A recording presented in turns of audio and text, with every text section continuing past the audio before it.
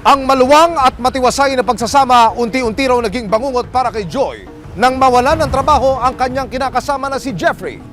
Madalas na raw kasing malango ang haligi ng takanan at dito na raw siya nakatatanggap ng hindi magagandang salita. Dahil dito, nagpasya si Joy na iwanan si Mister maging ang kanilang 3 anak pero makalipas ang 8 buwan. Nagpasya si Joy na ipaglaban ang karapatan niya bilang ina ng mga bata.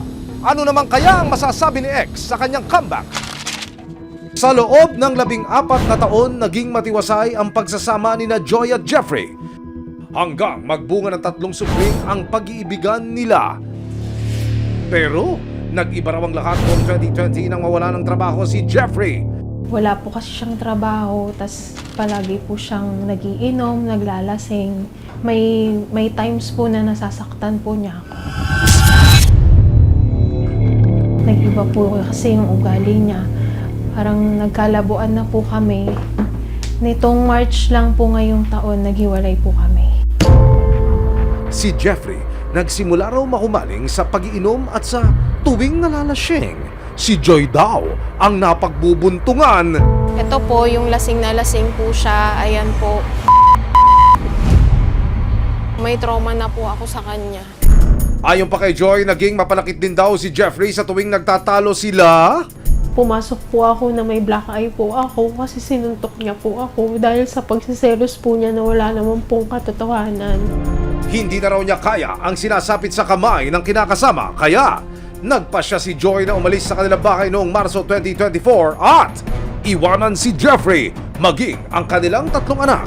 Paulit-ulit lang naman po yung mangyayari, mami. May trauma na din po kasi ako, ma'am. Pero sa loob ng 8 buwan, nilamon daw si Joy ng pangungulila para sa 3 anak. Ano po ang gusto niyang mangyari? Gusto ko po na nasa akin po yung mga anak ko po. Miss na miss ko na po sila. Sinubukan daw ni Joy na i-message si Jeffrey para mabisita niya ang kanyang mga anak. Pero imbis na pagbigyan, tinakot at hinamak pa raw siya ni Jeffrey. May mga times po na naiisip ko po na puntahan ko po sila, itatakas ko po. Yung parang ganun po para makasama ko na po. May mga death threats po kasi na ginagawa din po yung asawa ko. Nagchat-chat po siya na papatayin kita. Hindi mo ako kilala, Joy, papatayin kita. Sa pag-asang masilayan man lang ang kanyang mga anak, November 18, 2024, kasama ang resibo, nagtungo si Joy sa lugar ng dati niyang kinakasama. Wala pang 10 minuto, isang pamilyar na mukha ang agad niyang nakita. Nasa tabing kalsada ang kanyang biyanan at may kasamang bata na nakatalikod. Maya-maya pa, humarap ang mga bata. At nabuhayan ng loob si Joy nang makita ang kanyang panganay. Anak mo yung dalawang yan? Yung nakamarot lang. Dumulog si Joy sa Violence Against Women and Children Office o Barangay Vauci ng Manila para matulungan siyang kausapin ang tatay ng kanyang mga anak. Gusto ko po makuha po yung mga anak ko. Okay. May karapatan ka makuha yung mga anak mo. Sa ilalim ng batas, kapag hindi kasal ang mga magulang, nasa biological mother dapat ang bata hanggang maabot niya ang edad na 7 taong gulang. Pero bago mag-18 taong gulang, may karapatan na raw ang bata na ilahad kung kanino niya gustong sumama. Gayunpaman, kailangan pa rin ng masinsinang pagsusuri ng mga social worker para i-assess kung sa nanay o tatay ba dapat tumira ang bata. Sige, pupunta ako. Kaya, sa araw ding iyon, ipinatawag ng barangay si Jeffrey para pag-usapan ang gusot ng pamilya. Maya-maya pa, dumating na rin ang dating kasintahan ni Joy na si Jeffrey. Ilang saglit pa, naging mainit na ang usapan. Gusto ko ibigay sa kanya. Sa akin kagawad ha. Hindi ko pa po nakakausap yung mga anak ko. Hindi ko tinatago yung mga anak ko sa kanya, binibigay ko sa kanya. Sabi ko, kung gusto mo makita anak mo, dalawin mo. Wala namang masama. Nang maungkat ang mga akusasyon ni Joy na sinasaktan siya ni Jeffrey, Nabuhatan ko siya ng kamay pero hindi naman grabe. Parang amba-ambaw lang ako. Ano?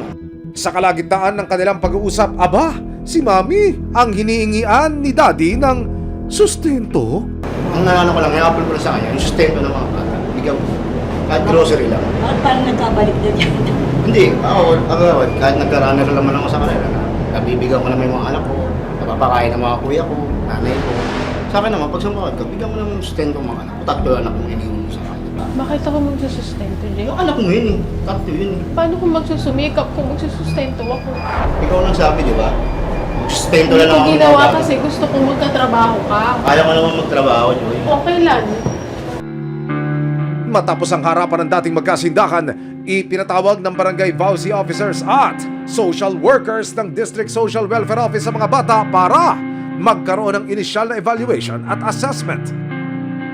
Nang matapos ang closed-door assessment sa tatlong bata, kinausap ng magkahiwalay sina Joy at Jeffrey para masinsinang ipaalam ang magiging desisyon. Ang gagawin po natin, pag-aarapin po kayong dalawa para magkaroon po kayo ng co-parenting, kung ano yung magiging plano po para sa best welfare ng mga bata. Ayon sa MSWDO, sakaling hindi magkasundo ang dalawang panig kung kanino mapupunta ang kanilang anak, pansamantala muna raw nilang dadalhin sa shelter ang mga bata. Kung wala kang pagkakasunduan, shelter po natin yung anak para din po sa kapakanan nila. Dahil sa mga natuklasan ng District Social Welfare Office sa mga saalubin ng mga bata, inirekomenda nilang kay Jeffrey muna maninirahan ang tatlo nilang anak. Explain lang din namin sa iyo, Mami, kung bakit hindi namin agad kayang ibigay sa inyo. In the first place po, sa abandonment po kasi 3 months and up. So, 8 buwan nyo pong naiwan yung mga bata nang hindi na paliwanag sa kanila. Sa ngayon po, ma'am, okay lang naman po sa akin na nasa kanya po muna yung bata habang nasa proseso po. Ayon kay Jeffrey, marami naman din daw tutulong sa kanya para mabuhay ang kanyang mga anak. Matapos ang magkakasunod na assessments at pakikipag-usap ng mga social worker kanila Joy at Jeffrey, dumating ang kanilang mga anak.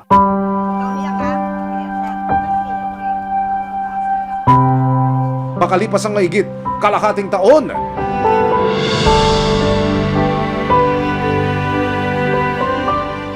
naiyakap muli ni Joy ang kanyang mga anak.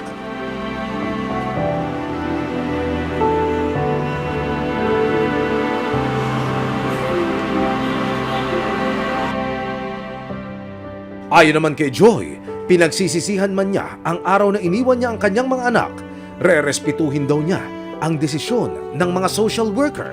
Sa ngayon kasi, sir, pansamantala po nasa kanya po muna. Sana alagaan niya pong mabuti. Tayo po ay narito sa kanilang tanggapan para personal na masaksihan kung paano naman ipapaliwanag ng mga social worker sa ina ng bata yung laman ng evaluation, kung paano ito mas magaang na may papaliwanag sa nanay kung ano ngayon nakatayuan ng kanilang naging pasya at desisyon. Ano po yung resulta ng assessment? Ngayon po, na-interview naman natin yung isa sa mga anak. So, ang gusto lang sana talaga ng mga anak, sila po ay magkasama-sama ngayong Pasko. Ma-reunite po. Willing po si tatay. So, yun din po yung itatry din natin with the mother kung ano po yung pakiramdam niya. Kasi lagi naman nating priority, best welfare and interest po ng mga bata. November 19, 2024, nagtungo ang social workers ng Manila District Social Welfare Office o MSWDO sa bahay ni Jeffrey para kamustahin ang mag-aama. Kamusta naman yung pagkatapos po na nangyari kagabi? Kamusta naman po pag-uwi nyo dito tungkol sa mga bata? Nakulat din po, hindi ako nakatulog sa gabi. Saka siya kakaisip sa mga anak ko. Kung ano gagawin sa mga anak ko pag inuwa niya.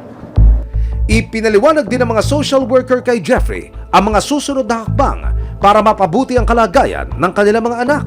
Nakapag-refer na po kami sa District 4 para po sa parental capability assessment report po ni nanay. So kung magkakaroon ng co-parenting para sa kanila, mas makakabuti po para sa kanila dahil ang gusto nila magkatuluyan. Sana bilang parent po ng mga bata, magkasundo po kayo. Pangako naman ni Joy at Jeffrey, sisikapin nilang maging mabuting magulang sa kabila ng kanilang hindi pagkakasundo at paghihiwalay. Umaasa rin si Joy na maibabalik din sa kanya ang kanyang tatlong anak sa tamang panahon. Tanging hiling ng magkakapatid, magkasama-sama na raw sana sila sa darating na Pasko. Malapit na yung Christmas, so anong gusto mong mangyari? Magkasama po ulit si Mama at si Papa.